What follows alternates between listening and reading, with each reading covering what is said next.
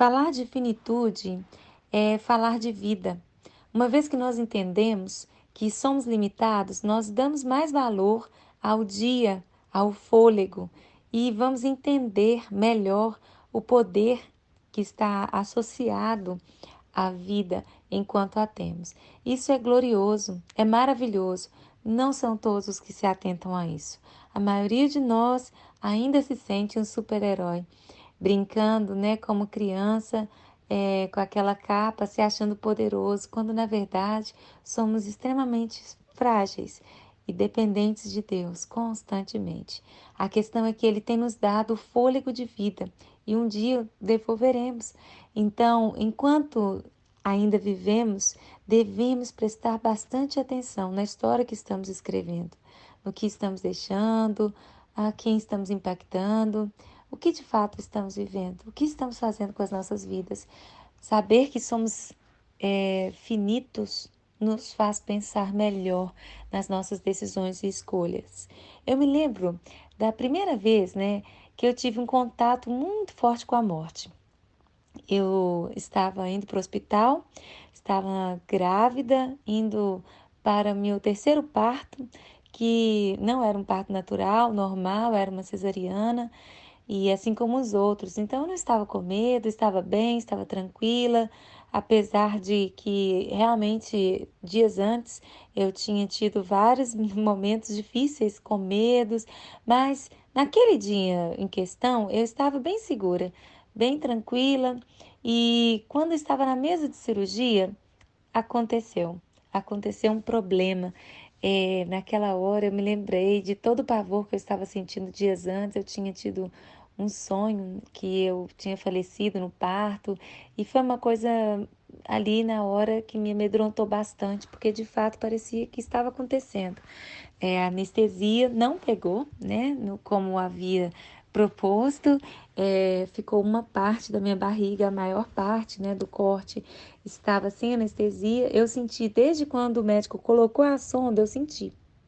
E aí eu falei com ele, falei, olha, eu tô sentindo. Ele falou, mas você não devia estar sentindo. Então, ele começou com anestesista, ela falou, ah, não, ela tá sentindo uma pressão, mas não é mesmo, ela não tá sentindo a força, assim, ela não tá sentindo, é só a pressão, não é dor.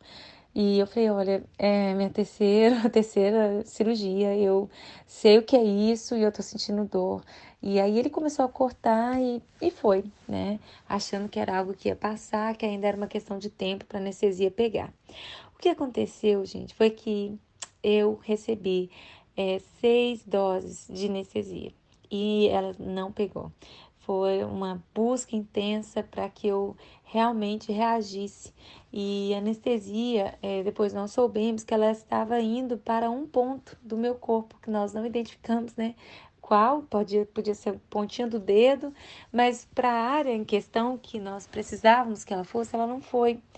Então, a dor começou a se tornar insuportável.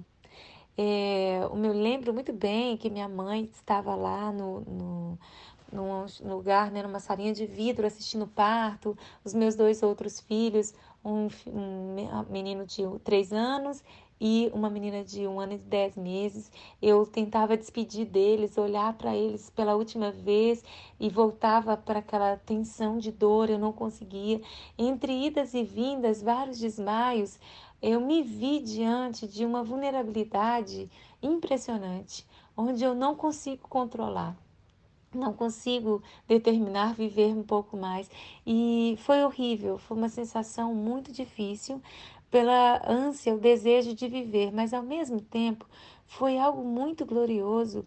Eu comecei a ouvir uma canção que eu amo muito, que fala assim: me lanço aos teus pés, por tudo que tu és. Jesus, meu coração é todo seu, ou para sempre seu. Em algumas partes fala assim, e eu ouvi essa canção como se um coral cantasse, a alegria inundava o meu ser, ao mesmo tempo que o meu corpo lutava para viver. E foi algo muito intenso, muito forte. Naquela hora eu comecei a agradecer a Deus pela salvação e eu senti uma alegria de pertencer a Ele. Eu não senti medo de morrer, mas ao mesmo tempo o meu corpo gritava, lutava. Eu comecei a me debater bastante, então amarraram as minhas mãos. Meu esposo teve uma atitude bem estratégica, bem sóbria. Ele fingiu que não estava dentro da sala, ele ficou quietinho, paradinho, não falou nada, para poder ele permanecer lá. Caso ele falasse alguma coisa, as pessoas iam pedir para sair, né? Tamanha a emergência que estava ali aquele quadro. Mas, entre idas e vindas, algo ficou muito claro para mim, sabe? Eu, naquela época, eu não me lembro agora quanto tempo de casada eu tinha, sei que. Ah, sim, agora eu me lembrei. Eu tinha 5 anos de casada e eu me lembro que havia uma coisa que assolava o meu coração, que era a questão de não ter uma casa própria porque, né, com o meu pai nós nunca havíamos morado de aluguel, então isso para mim era uma questão pessoal, familiar. Eu queria muito ter casado já ido direto para minha casa própria. Isso para mim era muito importante. E também tinham várias crenças, né, das pessoas dizendo: nós não pregamos sobre a teoria da prosperidade, mas pregava assim, né? Então, uma pessoa que não tinha uma bênção assim, não tinha como se o favor do Senhor. Então eu me sentia quase que rejeitada por Deus porque eu pagava aluguel. Então era muito difícil, né? E foi um momento que aquilo era o que estava rondando a minha vida naquela época, naquela estação ali da minha vida. Eu me lembro de sentir vergonha dos outros moradores do condomínio que eu morava, porque eles eram proprietários, eu, né, morava de aluguel, era locatária, então era uma coisa chata, sabe? Eu me sentia inferior e tudo. E voltando ao hospital, naquele momento, né, que parece que o tempo para, mas ao mesmo tempo cada segundo é extremamente importante, uma certeza eu tive, mesmo se eu tivesse nas minhas mãos ali, né, uma pasta cheia de documentos, com muitos documentos de imóveis. Se eu tivesse ali uns 50, 100 imóveis, não faria a menor diferença. Nada disso faria a diferença para mim. Para onde eu estava indo, aquilo não contava.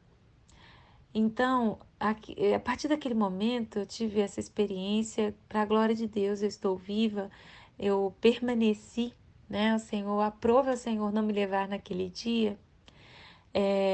Eu, quando voltei a mim, né, estava na UTI, o procedimento que foi feito, para você não ficar curioso, né? Eu vou te contar, eles me deram uma anestesia geral e eles tinham 2 minutos para tirar minha filha antes que o coraçãozinho dela pudesse ser paralisado com essa anestesia. E eles conseguiram, graças a Deus. Ela pegou um pouco, ela dormiu. Isso foi em torno de 8 horas da manhã. E ela dormiu até as 10h30 da noite. Então, ela passou o dia sonolenta, sem chorar, mas fizeram todos os exames, ela estava bem, só estava mesmo sonolenta. E eu, ali na UTI, depois que eu voltei, ainda entendendo que eu não tinha de fato falecido, minha vida mudou completamente. Eu saí daquele hospital e nunca mais ter ou não ter alguma coisa se tornou um fator determinante a minha alegria, a minha paz. Deus é tão maravilhoso que Ele me fez ver diante da minha finitude o que realmente era importante. E hoje eu considero que o que realmente eu vou dar conta ao Senhor é o meu casamento, a minha aliança que eu fiz diante do Senhor e os frutos dessa aliança, os meus filhos. E isso é extremamente importante. A finitude nos deixa enxergar o que realmente é importante. Eu gostaria de te incentivar a falar mais sobre a morte, sobre o fim para seus filhos, para as crianças, para que na adolescência, na juventude, eles possam tomar decisões mais conscientes de que a vida passa, de que mais do que a pele rugar, chega um dia que o ar vai embora. Então, nós saímos desse mundo. A questão é muito importante. Compreender que somos limitados nos fará pessoas mais fortes, mais decididas e que vão saber lidar mais com esse momento de separação. Não vai eliminar a dor, mas vai nos fazer viver esse processo de uma forma mais consciente mais madura.